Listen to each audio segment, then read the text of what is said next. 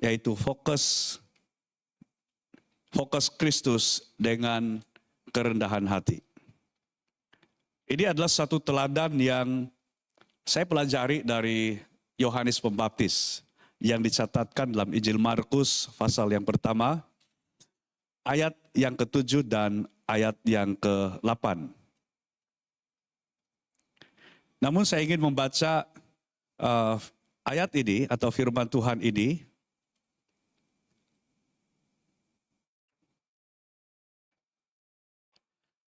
bermula dari ayat yang pertama. Dari ayat yang pertama sampai ayat yang ke-8. Kalau di dalam Injil Markus ini, dia tidak dimulahkan dengan Yesus langsung. Tapi dia bermula dengan Yohanes Pembaptis.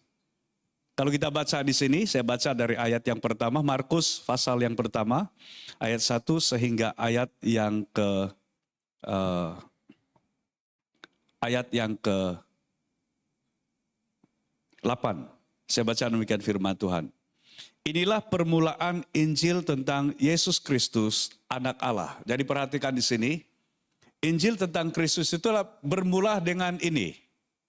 Menurut sudut pandang atau apa yang disampaikan di dalam Injil Markus. Seperti ada tertulis dalam kitab Nabi Yesaya, lihatlah aku menyuruh utusanku mendahului engkau, ia akan mempersiapkan jalan bagimu. Ada suara orang yang berseru-seru di padang gurun, persiapkanlah jalan untuk Tuhan, luruskanlah jalan baginya.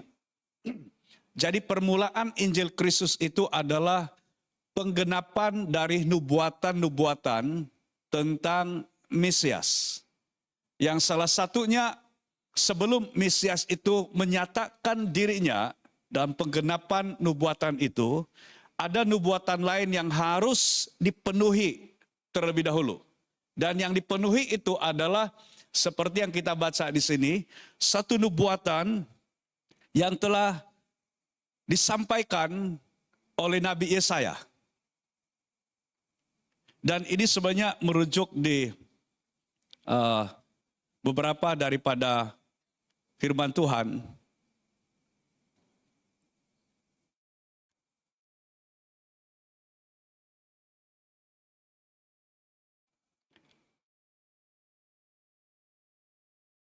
Seperti yang kita perhatikan tadi.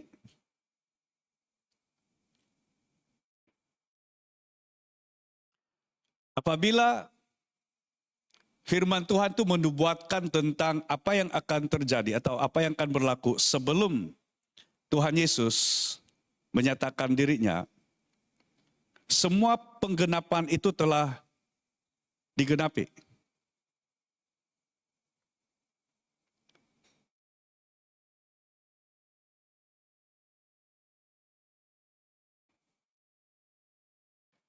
Ayat yang keempat di sini berkata, demikianlah Yohanes Pembaptis tampil di padang gurun dan menyerukan, bertaubatlah dan berilah dirimu dibaptis, dan Allah akan mengampuni dosamu.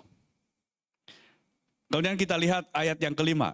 Lalu datanglah kepadanya orang-orang dari seluruh daerah Yudea dan semua penduduk Yerusalem, dan sambil mengaku dosanya, mereka dibaptis di Sungai Yordan. Yohanes memakai jubah bulu unta dan ikat pinggang kulit, dan makanannya belalang dan madu hutan. Apabila ini diterangkan apa sebenarnya belalang itu, ini bukan belalang yang biasa kita pikirkan yang belalang itu. Walaupun memang belalang, ada jenis belalang yang memang sedap dimakan juga itu kan bro. Ada yang dia punya warna itu, dia coklat, dia punya warna. Saya masa kecil dahulu, malam-malam saya paksa bapak saya untuk pergi menyuluh belalang. Ada bunyi belalang ini yang itu boleh dimakan. Yang hijau pun boleh dimakan nggak itu? Boleh juga. Wah, kemudian itu kalau dipanggang memang cukup wangi sekali. Tapi sebenarnya belalang di sini kalau di tanah di Israel pada waktu itu ada sejenis pohon yang mereka sebut sebagai belalang. Dan buah dia itu boleh dimakan. Jadi penafsiran itu menyatakan belalang di sini itu merujuk kepada bukan belalang yang pemakan daun ataupun serangga itu, tetapi sejenis buah atau sejenis pohon. Dan inilah yang dipenuhi terlebih dahulu Yohanes Pembaptis. Dan kita ingat bagaimana Yohanes Pembaptis dilahirkan itu juga oleh janji Tuhan dan mujizat Tuhan. Yang mana Zakaria, bapak dia, dan Elizabeth, ibu dia, kedua ini sudah tua, dan firman Tuhan berkata bahwa Elizabeth itu kalau dari sudut biologi, tidak mungkin akan mengandung oleh karena dia sudah putus haid. Dia tidak mungkin lagi boleh mengandung. Tapi Tuhan beritahukan kepada Zakaria bahwa istrinya Elizabeth akan mengandung. Dan itu menimbulkan keraguan dari Zakaria sendiri. Dia tidak percaya hal itu. Dan yang terjadi adalah sampai Tuhan katakan, karena engkau tidak percaya, maka engkau dibisukkan. Zakaria bisu. Sampailah anaknya Yohanes ini lahir, kemudian ada perdebatan untuk memberi siapa nama anak itu. Karena Tuhan sendiri telah beritahukan kepada Zakaria, nama anak itu harus diberikan Yohanes. Kemudian karena ada perdebatan dari ahli keluarga siapa nama Yohanes, akhirnya mereka tanya Zakaria siapa nama anak itu. Dan Zakaria oleh karena dia tidak dapat bercakap, dia hanya tulis nama itu. Dan bila mereka katakan nama anak ini Yohanes, pada waktu itulah baru Zakaria, mulut dia, lidah dia terlepas dan dia boleh berbicara kembali, dia boleh bercakap kembali. Dan ada tujuan khusus bagi Yohanes, yaitu mempersiapkan jalan bagi Tuhan. Tanpa Yohanes sebenarnya penggenapan semua nubuat tentang Mesias itu boleh diragui atau tidak mungkin Yesus menyatakan dirinya sebagai Mesias tanpa penggenapan nubuatan tentang penyedia jalan Tuhan, yang mempersiap jalan Tuhan itu, yaitu Yohanes. Kemudian pada ayat yang ketujuh, Yohanes memberitakan hal ini. Ini antara isi beritanya. Inilah yang diberitakannya, yang diberitakan oleh Yohanes. Sesudah aku akan datang ia yang lebih berkuasa daripadaku, membungkuk dan membuka tali kasutnya pun aku tidak layak. Aku membaptis kamu dengan air, tetapi ia akan membaptis kamu dengan Roh Kudus. Perhatikan ini. Yohanes pada waktu dia memberitakan ini, dia sebenarnya belum kenal siapa Mesias yang dia persiapkan jalan bagi Tuhan itu. Tapi kalau kita melihat, waktu Elizabeth dalam kandungannya itu 6 bulan, Yohanes dalam kandungan itu 6 bulan, Elizabeth juga, Maria juga, pada waktu itu baru diberitahukan oleh malaikat Tuhan bahwa Maria akan mengandung seorang anak laki-laki dan harus diberikan nama Yesus. Dialah yang akan menyelamatkan umatnya dari dosa mereka. Dialah Mesias itu, yang mana Yohanes ini adalah yang mempersiapkan jalan bagi Mesias. Ada satu peristiwa itu yang dicatatkan dalam Injil Lukas.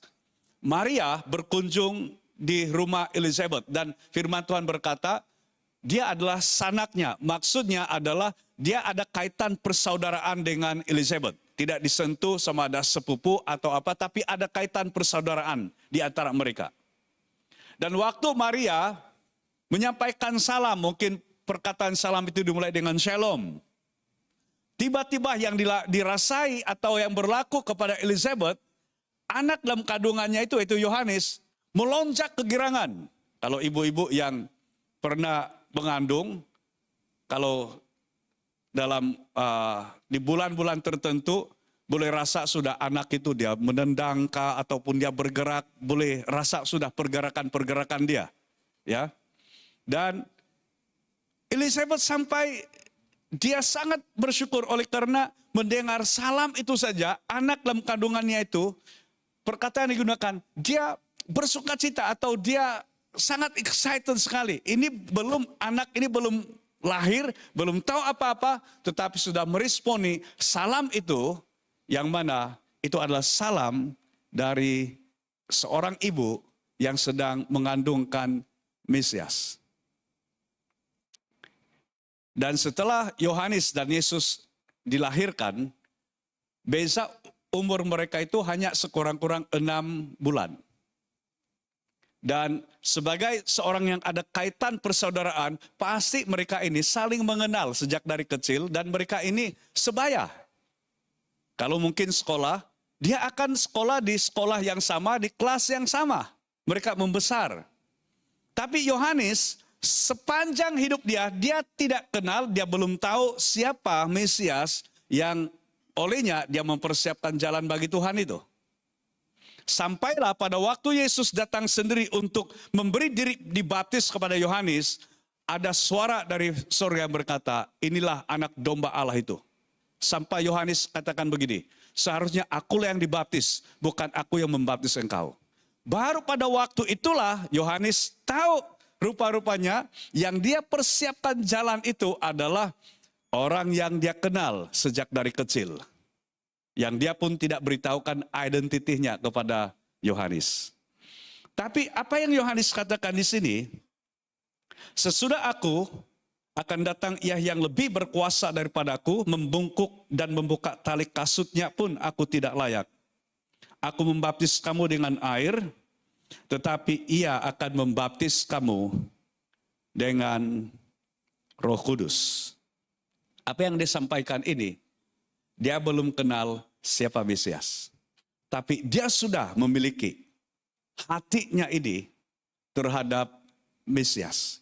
Pengenalannya siapa Mesias itu dan apa perilakunya, apa yang dia lakukan itu, dia sudah tahu. Itu sebabnya di dalam tema yang saya sampaikan ini adalah fokus Kristus dengan kerendahan hati. Dia dari awal, dia tahu siapa dia, dan siapa Mesias yang olehnya dia ada, dia hidup, dia melayani, dia mempersiapkan jalan bagi Tuhan. Semua fokus kita kepada Kristus. Jika tanpa kerendahan hati akan menghasilkan pertentangan dalam diri kita sendiri. Maksudnya adalah seperti ini. Kalau seandainya Yohanes dari awal dia tidak memiliki kerendahan hati untuk Mesias, dia pernah ditanya oleh murid-muridnya, Guru, orang yang kamu baptis, yang kamu sebutkan di Sungai Yordan juga membaptis. Dia seolah-olah pada waktu itu para murid ini ada rasa persaingan di antara guru mereka Yohanes Pembaptis dan juga Yesus. Tapi Yohanes beri respon seperti ini. Ya harus makin besar, tapi aku harus makin kecil. Tidak ada pertentangan, tidak ada persaingan. Oleh karena kenapa? Dia fokus kepada Kristus, Mesias itu dengan kerendahan hati. Demikian dengan kita. Semua fokus kita kepada Kristus. Kalau tanpa kerendahan hati, itu akan mendatangkan pertentangan di dalam diri kita. Perlawanan di dalam diri kita. Berkat ataupun ketaatan kepada Tuhan. Kasih atau mujizat. Dan kalau sekiranya tanpa kerendahan hati, pada saat kita meminta mujizat dan seolah-olah kita tidak menerima mujizat, itu mendatangkan kekecewaan. Itu sebabnya penting sekali di dalam kerendahan hati ini. Dan pagi ini saya mau kita bersama-sama pelajari hal ini. Tentang apakah tanda seseorang benar-benar fokus kepada Kristus dengan kerendahan hati. Dan ini kita dapat pelajari dari Yohanes Pembaptis. Yang pertama, tanda yang pertama. Seperti yang Yohanes katakan, sesudah aku akan datang Ia yang merujuk kepada Yesus, yang adalah Mesias itu, yang lebih berkuasa. Perhatikan di sini, dia beritahukan yang lebih berkuasa daripadaku. Dia berikan satu perbandingan antara dia dengan Mesias itu, dengan Yesus, dia lebih berkuasa daripada aku. Pada waktu firman Tuhan ini dituliskan, sebenarnya terjadi suatu revival yang belum pernah terjadi dalam Israel.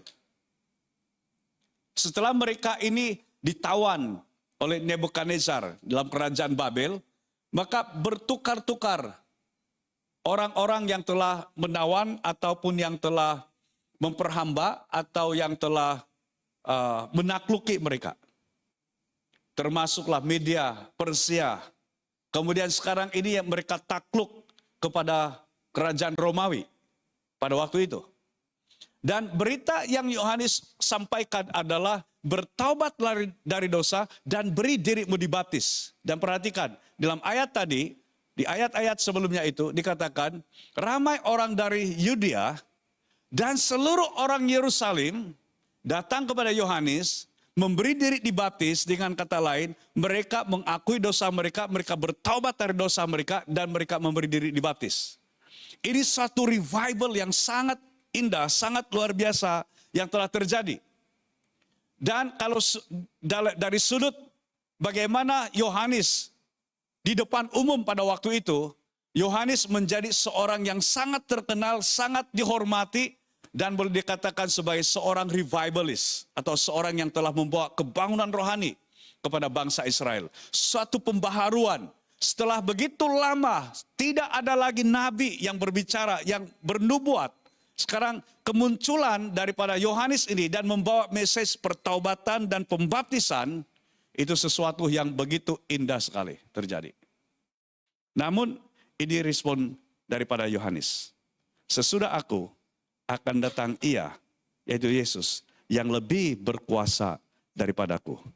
Tanda kerendahan hati yang pertama adalah tunduk pada kuasa Kristus. Tunduk pada kuasa Kristus. Tidak ada kuasa lain selain daripada kuasa Kristus yang di atas seluruh kehidupan kita. Apapun kuasa itu, kita tunduk pada kuasa Kristus. Salah satu daripada kunci kemenangan kita terhadap kuasa iblis, firman Tuhan berkata, kalau kita membaca di dalam tulisan Petrus, dia katakan, tunduklah kepada Allah dan lawanlah iblis. Dengan kata lain, biarlah kekuasaan Tuhan yang nyata, yang lebih tinggi. Kalau kekuasaan Tuhan yang lebih tinggi, maka iblis itu akan jatuh. Kuasanya itu dihancurkan. Satu perkara yang saya pelajari dari hal ini. Kerendahan hati bermula apabila kita sadar bahwa Kristus lebih berkuasa daripada kita. Maksudnya, apabila tunduk pada kuasa Kristus ini, semua di dalam hidup kita yang merupakan mungkin kuasa kita atau otoriti kita, keputusan-keputusan yang kita buat, perancangan-perancangan yang kita buat, tundukkan itu kepada kekuasaan Kristus. Dan apabila kita tahu itu adalah pimpinan Tuhan, itu kehendak Tuhan, kita mentaatinya dengan rendah hati. Yang kedua, di ayat yang berikutnya, firman Tuhan berkata, Yohanes katakan ini, membungkuk dan membuka tali kasutnya pun aku tidak layak.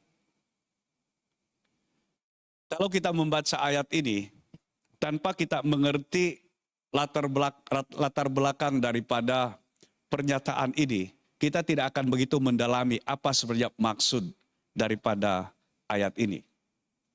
Bila Yohanes berkata, membungkuk dan membuka tali kasutnya pun aku tidak layak. Yohanes sebenarnya, kalau pendengar-pendengar pada waktu itu, khususnya orang-orang Yahudi, mereka mengerti maksud daripada apa yang Yohanes katakan ini, pernyataan yang Yohanes katakan ini, membungkuk dan membuka tali kasutnya pun aku tidak layak. Jadi dia seperti ini. Dia telah mengambil satu contoh atau metafora seorang tuan dan seorang hamba. Kalau zaman dahulu ini, tuan dan hamba ataupun anak-anak dari tuan dan hamba ini ada perbedaan. Salah satunya adalah pakaian mereka. Dan satu yang jelas adalah hamba tidak berkasut. Hanya tuan dan keturunan anak-anak tuan itu yang berkasut. Jadi hamba ini juga sebenarnya ada beberapa grade. Sekurang-kurangnya ada 3 grade hamba. Grade yang pertama itu adalah mereka yang masih muda, belasan tahun, mungkin awal 20-an. Kalau kita membaca kisah Yusuf ketika dia dijual di Mesir, dia dibeli oleh Potifar.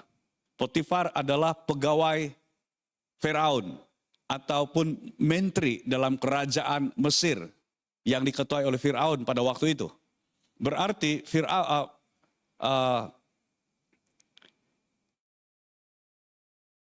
pada waktu dibeli oleh Potifar itu, Yusuf adalah seorang yang sangat bernilai. Sehingga dari persaingan harga itu yang mendapatnya itu adalah Potifar. Karena dia ada kemampuan, dia seorang yang berkedudukan, pasti dia seorang yang kaya. Dan jawatan Yusuf, dia adalah pemimpin dari semua hamba. Maksudnya dia adalah pengurus, dia manajer. Dan ini kedudukan hamba yang dikatakan grade A. Sementara hamba yang grade yang lebih rendah daripada itu adalah pelayan atau pembersih atau tukang masak. Dan inilah kerja-kerja daripada hamba-hamba itu. Atau tukang kebun, penjaga ternakan. Tapi kemudian ada hamba ini yang paling rendah dan biasanya ini adalah hamba-hamba yang sudah tidak kuat secara fisikal, sudah tua, dan pekerjaan mereka itu adalah membasuh kaki tuan dan semua keluarga tuan itu, serta tetamu-tetamu dari tuannya. Itu sebabnya kalau kita membaca kisah Yesus mengubah air menjadi anggur itu, ada 6 tempayan yang disebutkan di situ dan itu disebut sebagai tempayan pembasuh kaki. Kalau di zaman dahulu itu, sebelum mereka masuk dalam rumah, kaki mereka itu mesti dibasuh dengan air bersih terlebih dahulu. Kemudian yang membersihkan kaki itu adalah hamba ini. Jadi sebelum hamba ini membersihkan kaki tetamu atau tuannya, maka hamba itu harus membungkukkan dirinya, membuka tali kasutnya, membuka kasut itu kemudian baru dia menyiramkan air, melap kaki tuan ini, membersihkannya sebersih-bersihnya. Dan ini adalah tindakan dari seorang hamba yang paling rendah atau yang paling hina. Apabila Yohanes memberikan ungkapan ini, menyatakan hal ini, membungkuk dan membuka tali kasutnya pun, yaitu kepada Mesias, aku tidak layak. Dia telah meletakkan dirinya jauh lebih rendah dari hamba yang paling rendah. Yohanes menyadari siapa dia berbanding dengan Mesias atau Kristus. Dan ini yang kita pelajari dalam hal ini. Yang kedua, ciri kerendahan hati adalah ini. Hidup memuliakan Kristus. Mengagungkan Kristus. Yohanes Pembaptis dalam kedudukan dia, dalam masyarakat, dalam keagamaan, dia revivalist, membawa ramai orang bertobat dari dosa, memberi diri dibaptis, dibandingkan diri dia dengan Kristus. Dia adalah hamba yang jauh lebih rendah daripada hamba yang paling rendah. Berarti dia merendahkan diri sepenuhnya kepada Tuhan. Dan kita lain, dia melihat Yesus lebih mulia, Yesus lebih utama, Yesus lebih besar daripada dirinya.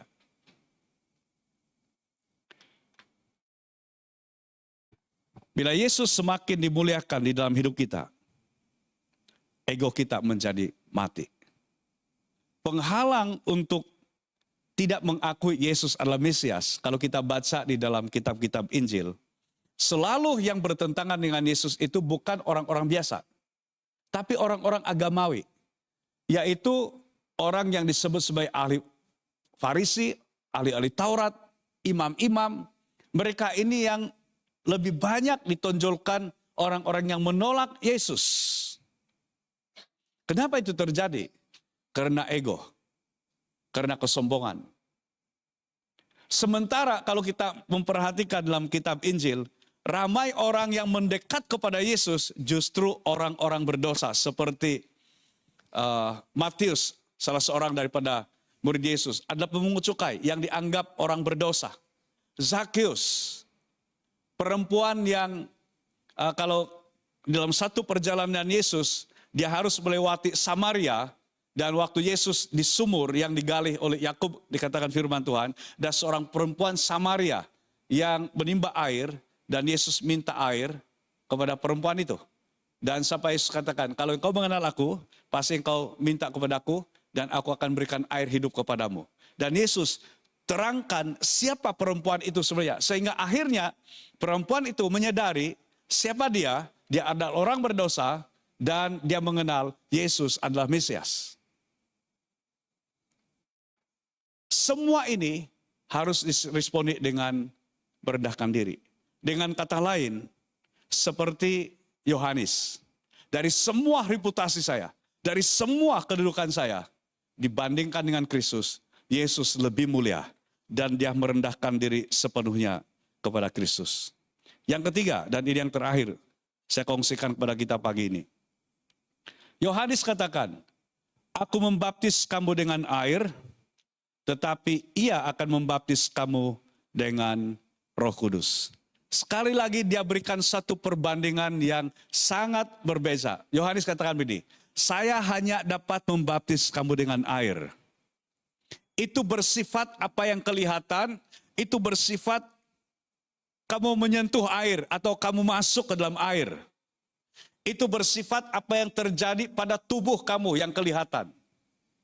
Tetapi Mesias itu, yaitu Yesus nanti, atau Mesias itu, ia akan membaptiskan kamu dengan Roh Kudus. Perhatikan ini.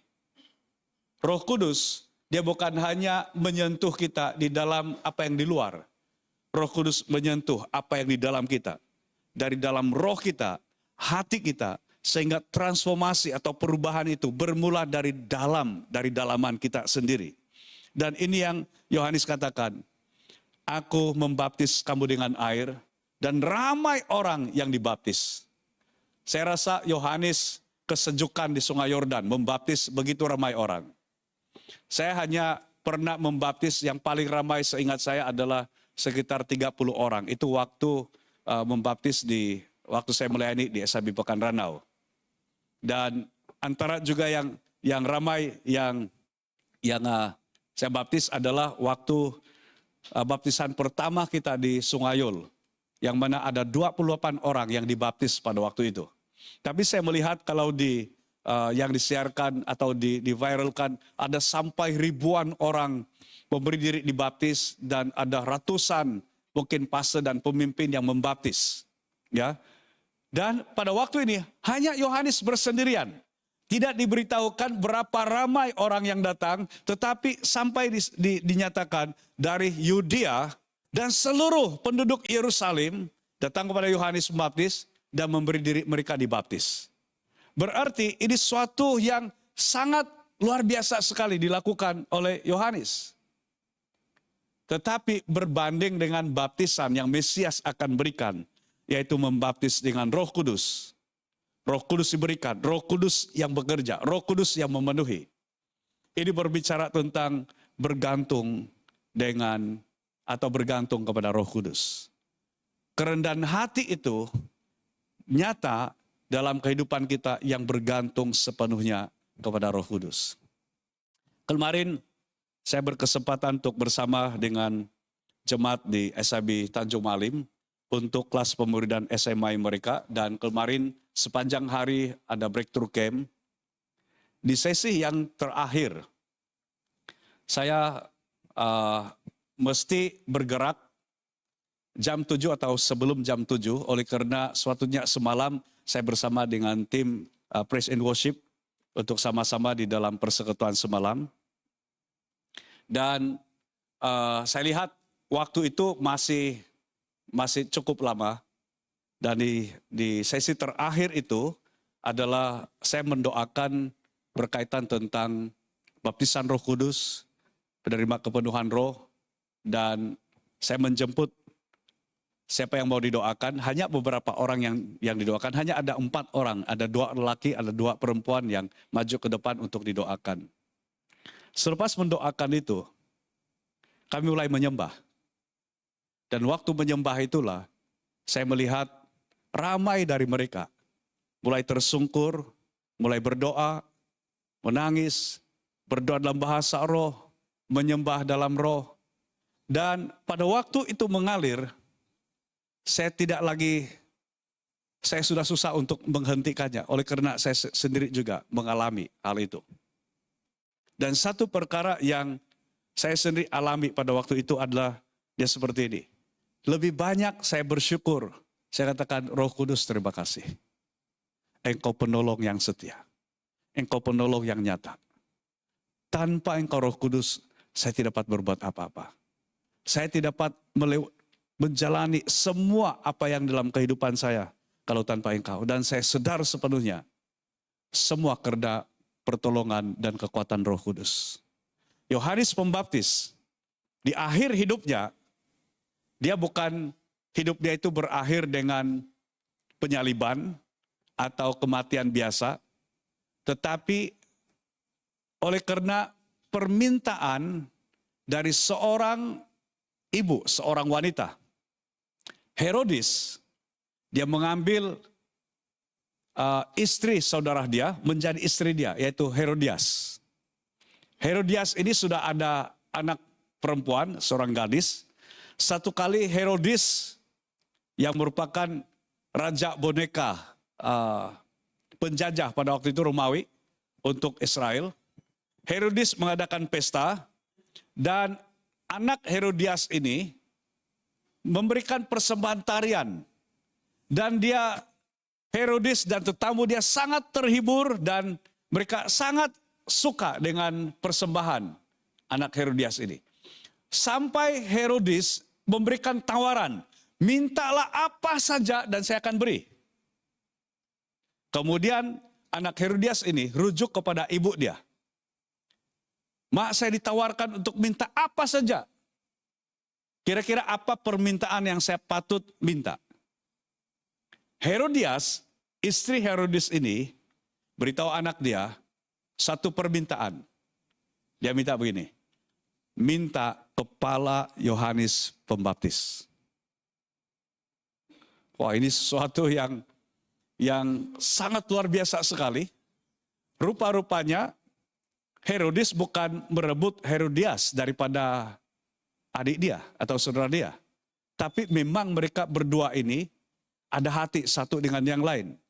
Karena perbuatan Herodis itu ditegur keras oleh Yohanes. Ini tidak betul. Ini salah. Kalau seandainya Herodias itu direbut, dipaksa, tidak mungkin Herodias ini ada kebencian, ada dendam kepada Yohanes.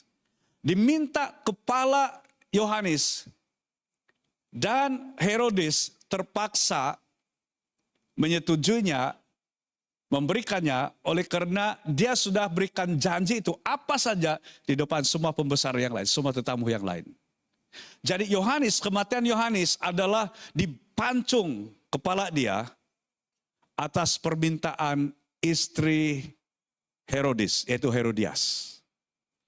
Walaupun Yohanes berdepan dengan semua ini, tidak pernah diberitahukan bahwa Yohanes mengeluh atau Yohanes pemberontak, Yohanes lari. Apa yang memberi kekuatan kepada Yohanes untuk menghadapi semua ini? Saya percaya satu hal, Roh Kudus. Dialah kekuatan. Jadi apa saja dalam hidup kita sebenarnya yang mengancam, percaya hal ini. Kalau kita fokus kepada Kristus dengan kerendahan hati, itu maksudnya kita mau bergantung sepenuhnya kepada Roh Kudus, bukan kepada kekuatan kita sendiri. Orang yang rendah hati tidak bergantung kepada kekuatan sendiri, tetapi kepada kuasa Roh Kudus. Namun kita perhatikan ini. Saya mau ambil kesimpulan yang sangat berbeza ataupun ini sesuatu yang sangat powerful. Karena ini bukan kata-kata manusia. Ini bukan power statement manusia. Tapi ini adalah kata-kata Yesus sendiri. Dan apa kata Yesus terhadap Yohanes Pembaptis? Yang telah berkata begini, sesudah aku, Ia yang lebih berkuasa daripada aku. Sehingga membungkuk dan membuka tali kasutnya pun aku tidak layak. Aku membaptis kamu dengan air, tetapi Ia yang lebih berkuasa itu akan membaptis kamu dengan Roh Kudus. Itu yang Yohanes katakan tentang Mesias yang dia belum kenal pada waktu itu. Yang hanya dia kenal, dia adalah Yesus. Dan apa kata Yesus kepada Yohanes? Inilah yang Yesus katakan. Matius 11 ayat yang ke-11. Yesus sendiri berkata tentang Yohanes. Dan ini yang Yesus katakan. Sesungguhnya aku berkata kepadamu, antara mereka yang dilahirkan oleh perempuan yang tidak pernah dilahirkan oleh perempuan, tidak pernah tampil seorang yang lebih besar daripada Yohanes Pembaptis. Namun yang terkecil dalam kerajaan surga lebih besar daripadanya. Ini adalah waktu Yohanes dirujuk dalam kehidupan Yohanes waktu di dunia. Pelayanan dia yang luar biasa, bahkan Yesus pernah berikan pengiktirafan. Dari semua nabi, tidak ada yang lebih besar daripada Yohanes. Dan kalau yang di dalam ayat ini dikatakan, antara mereka yang dilahirkan oleh perempuan, semua yang lahir, tidak pernah tampil seorang yang lebih besar daripada Yohanes Pembaptis. Orang yang merendahkan diri di hadapan Tuhan, itu dipandang oleh Kristus sendiri sesuatu yang sangat tinggi. Dia dihormati oleh Kristus. Dan saya mendorong kita jemaat Tuhan, sikap merendahkan hati ini, sikap merendahkan diri ini adalah sesuatu yang sangat penting di dalam perjalanan rohani kita bersama dengan Kristus. Karena kenapa? Dalam perjalanan rohani kita bersama dengan Kristus, sementara kita fokus kepada Dia, sebenarnya banyak perkara yang boleh melukai, mengecewakan, menyakitkan, dan banyak lagi yang lain.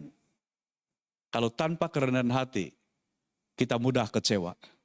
Tanpa kerendahan hati, kita mudah akan merasa kenapa semua ini terjadi.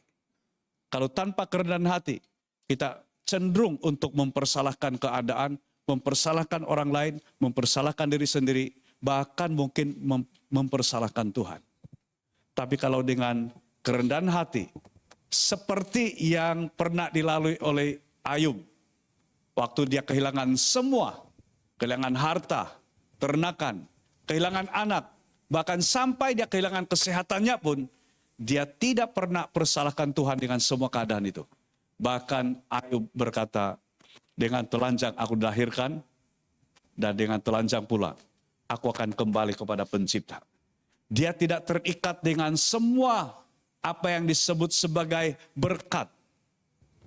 Yang dia miliki adalah hatinya kepada Tuhan sepenuhnya.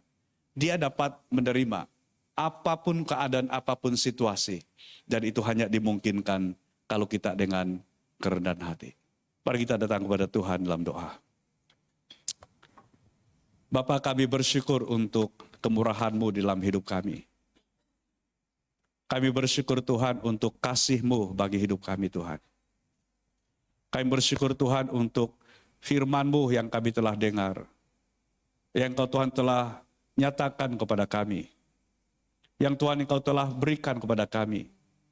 Biarlah ini menyadarkan setiap kami Tuhan bahwa kami perlu memandang kepada Engkau Tuhan dengan kerendahan hati. Kami perlu fokus kepadamu Tuhan dengan kerendahan hati di hadapan-Mu. Kami perlukan Tuhan kasih karunia-Mu Tuhan untuk kami dapat melewati apapun dalam hidup kami. Dalam kasih dan kemurahan-Mu dalam hidup kami Bapa. Saya berdoa untuk setiap kami Tuhan. Dalam apapun yang kami lalui di dalam perjalanan rohani kami bersama dengan Engkau. Pandangan mata rohani kami tetap tertuju kepadamu. Dan kami dapat melewati semua itu dengan kerendahan hati. Sebagaimana Yohanes Pembaptis sendiri di awal daripada pelayanannya pun, dia mulai letakkan nilai kerendahan hati itu di dalam dirinya. Yesus, Engkau yang berkuasa Engkau di atas semuanya. Yesus, Engkau yang lebih mulia. Dan biarlah hidup kami Tuhan lebih memuliakan Engkau. Roh Kuduslah yang menjadi penolong, kekuatan kami. Yang dapat mengerjakan apa yang dari dalam kami, dari dalam hati kami. Dan biarlah kami bergantung sepenuhnya kepada Engkau Roh Kudus. Tolong kami Roh Kudus supaya dalam setiap perjalanan rohani kami dapat menjalani semuanya itu dengan kekuatan yang daripada Engkau Tuhan sendiri. Terima kasih Bapa untuk firman-Mu ini. Biarlah kebenaran-Mu ini Tuhan terus-menerus menguatkan dan meneguhkan kami Tuhan. Terima kasih Bapa, di dalam nama Tuhan Yesus kami berdoa. Amin. Baik, sebelum kita mendengar beberapa pengumuman dan kita akan mengakhiri ibadah kita pada pagi ini, mari kita siapkan hati kita untuk kita memberi kepada Tuhan. Yang mengikuti secara online, saudara boleh memberi secara pindahan secara online. Dan juga untuk jemaat Tuhan yang ada di sini, ada 2 kaidah untuk kita dapat memberi. Yang pertama adalah kita boleh memberi secara online atau pindahan secara online. Mungkin boleh tampilkan ya. Ini nomor account gereja kita, Bebeng SAB Serdang. Dan saudara juga boleh memberi secara tunai, ada sampul persembahan yang disediakan oleh pihak Asher. Dan saudara boleh masukkan persembahan itu dan masukkan di kotak di dekat pintu keluar untuk saudara berikan nanti. Mari kita berdoa sebelum kita memberi. Bapa, kami bersyukur karena kami tahu Engkaulah yang telah memberkati setiap kami. Engkau Tuhanlah yang telah memberkati anak-anak-Mu, memberikan kekuatan, memberikan damai-Mu, memberikan hikmat-Mu, dan juga semua apa yang kami miliki itu adalah milik-Mu Tuhan. Kami mau mengembalikan baik persepuluhan maupun persembahan khusus kami. Biarlah Tuhan Engkau berkati